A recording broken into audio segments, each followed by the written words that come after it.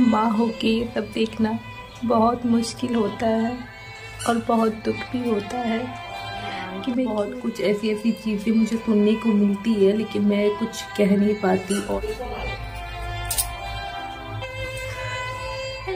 Family, welcome back to my YouTube channel Kajal की दुनिया में आप सबका एक बार फिर से बहुत बहुत स्वागत है। फ्रेंड, कैसे हैं आप सब? आई हो कि आप सब अच्छे हो।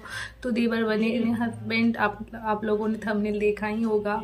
और जो इसके पीछे जो स्टोरी है, अगर जो न्यू व्यूअर्स हैं, मैं उन लोगों के लिए बताना चाहती हूँ कि इसके पीछे जो स्टोरी है वो बहुत बहुत ही इंटरेस्टिंग एंड बहुत ही प्यारी, बहुत ही क्यूट लव स्टोरी है हमारी।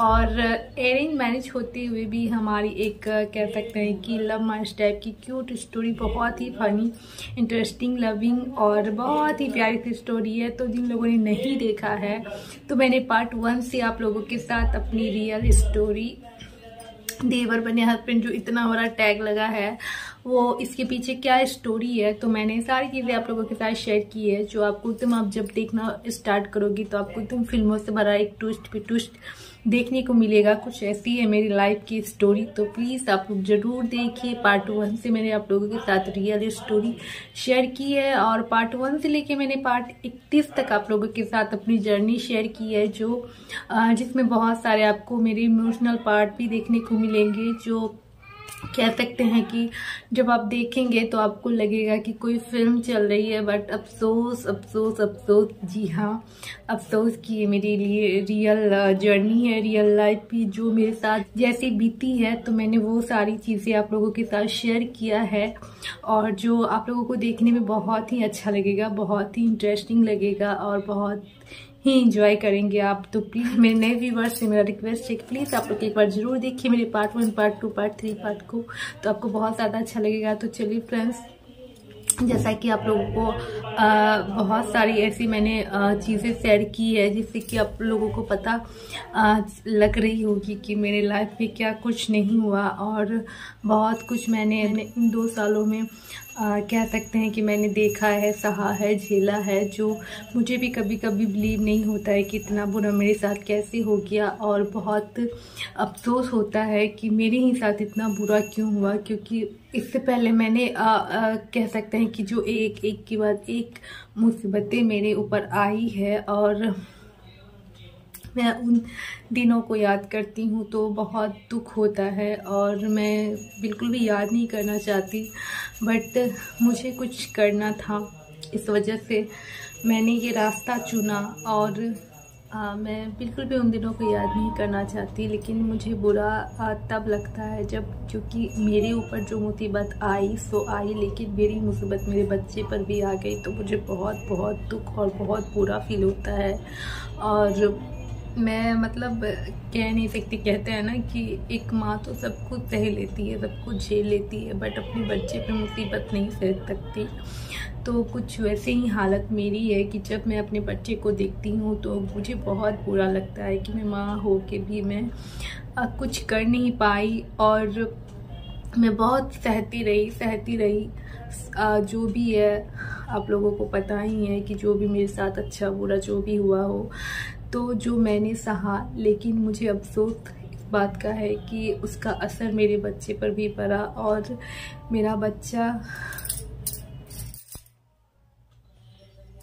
क्योंकि आप लोगों ने सुना होगा कि सब कहते हैं कि प्रेगनेंसी के टाइम हमेशा खुश रहना चाहिए, हमेशा अच्छा सोचना चाहिए, अच्छी चीज़ें खानी चाहिए, अच्छी चीज़ें सोचनी चाहिए, घूमना फिरना, जिससे कि आपका माइंड अच्छा रहे और माइंड में कोई तरह की टेंशन ना हो और किसी तरह की आपको टेंशन ना लेनी पड़े, ऐसा माहौल होना चाहिए।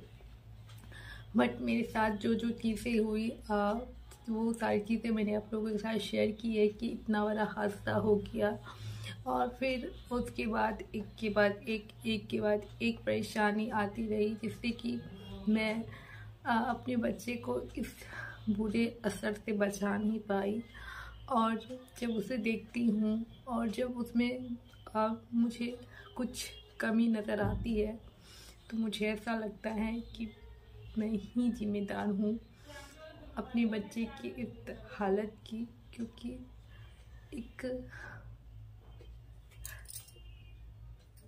उसका बुरा असर मेरे बच्चे पर भी पड़ा। और जब मैं देखती हूँ उसे तो मुझे बहुत बहुत बुरा फील होता है कि मैं कुछ कर क्यों नहीं पाई।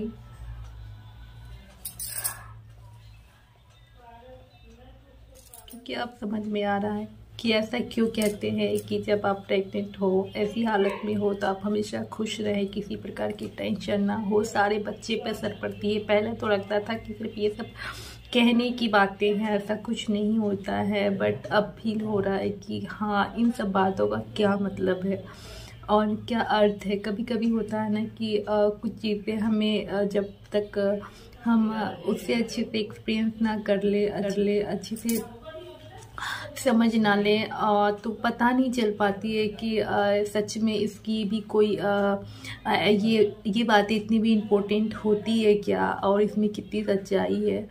बट जब मेरे ऊपर जब बीती तो मुझे पता चल रहा है कि हाँ, ऐसा क्यों कहते हैं। सच में ऐसा कहते हैं क्योंकि ये बातें बिल्कुल ही रियल है कि सच में प्रेगनेंसी की हालत में आपको किसी प्रकार की टेंशन नहीं लेनी चाहिए, क्योंकि उसका जो असर बच्चे पे होता है ना, वो उस पर पूरी ज़िंदगी का असर हो जाता है। आज मेरी बच्चे में बहुत कुछ कह सकते हैं कि मैं देखती हूँ, और अभी तो सब कहते हैं कि अरे अभी तक ये चलना शुरू नहीं किया, अभी तक ये बोलना शुरू नहीं किया, अभी तक ये इनके दांत नहीं आए। तो बहुत कुछ ऐसी चीज़ें मुझे सुनने को मिलती है, लेकिन मैं कुछ कह नहीं पाती, और कहूँ भी तो क्या कहूँ, क्योंकि जो होना था वो तो हो गया। तो आज नॉर्मल बच्चे की तरह आज मेरा बच्चा जब उसके बोलने की सही एज हो रही है तो वो अच्छे से बोल नहीं पा रहा है। और नॉर्मली बच्चा जिस एज में चलना शुरू कर देते हैं, उस एज में मेरा बच्चा चल नहीं पाया, और सिर्फ कहने वाले कहते हैं कि अभी तक नहीं चल रहा है, अभी तक नहीं बोल रहा है। मैं किस को बोलूँ कि मेरे साथ क्या क्या चीज़ें हुई। मैंने अपने प्रेगनेंसी के दिनों में कितना कुछ देखा, सहा, क्या बीता मेरे ऊपर, और मैं कितनी बड़ी मुश्किलों को झेल के आगे की तरफ बढ़ी। तो बहुत दुख होता है कि मैं उस बुरे दौर में किसी तरह मैं तो धीरे धीरे जी रही थी, लेकिन उसका असर मेरे बच्चे पर भी पड़ रहा था। और आज एक नॉर्मल बच्चे की तरह मेरा बेटा काफ़ी चीज़ में उसकी जो एक ग्रोथ होती है वो काफ़ी स्लो है, चाहे वो चलने में हो, चाहे वो बोलने में हो, चाहे उनके दांत आने में हो। तो ऐसी बहुत सारी छोटी सी चीज़ें हैं जो एक नॉर्मल बच्चे से काफ़ी थोड़ी सी स्लो है मेरे बेटे की। ये सब सारी हरकतें, ये सब सारी चीज़ें, तो शायद कहीं ना कहीं इसका सबसे बड़ा रीज़न है जो मैं उन दिनों जो मुझ पे बीत रहा था, और जो मेरे अपने पराए मुझे उस हाल में पहुंचाने वाले। तो मैं कहना तो नहीं चाहती, बट मैंने जो झेला तो झेला, बट उसका सबसे बुरा असर मेरे बच्चे पे पड़ा। ये चीज़ें मुझे बहुत दुखी कर रही है, और ये चीज़ें मुझे बिल्कुल भी बर्दाश्त नहीं हो रही है कि मैं उस दलदल से अपने बच्चे को निकाल नहीं पाई। और आज उसका मतलब कह सकते हैं कि वो जब अगर बच्चे स्टार्टिंग से अगर स्वस्थ ना रहे ना, तो उनका कहते हैं ना कि जिसका जड़ मजबूत होता है वो बच्चे शुरू से, जो कहते हैं ना कि जो बच्चे शुरू से स्ट्रांग रहते तो वो स्ट्रांग होते जाते हैं, और जो स्टार्टिंग में ही अगर वीक हो गए तो फिर उनका थोड़ा सा जो है ना उनके साथ प्रॉब्लम लगा रहता है। तो कुछ ऐसा ही प्रॉब्लम मेरे बेटे के साथ भी होता है। उसका बहुत कह सकते हैं कि थोड़ी सी उससे धूल मिट्टी लग गई, उसे सर्दी हो गई, अगर वो डिफरेंट पानी अगर वो पी लेता है तो उसे बहुत जल्दी सर्दी जुकाम लग जाती है, क्योंकि उसका जो है ना मतलब कह सकते हैं ना कि एक जड़ वो ही वीक रह गया, जिसकी वजह से आज मेरा बेटा काफ़ी कह सकते हैं कि प्रॉब्लम्स का शिकार हो गया, और वो नॉर्मल बच्चों से कहीं वीक हो गया। तो ये सब बहुत बुरा लगता है ये सब सोच के कि मैंने जो झेला, बट मेरा बच्चा भी इन सब का शिकार बन गया।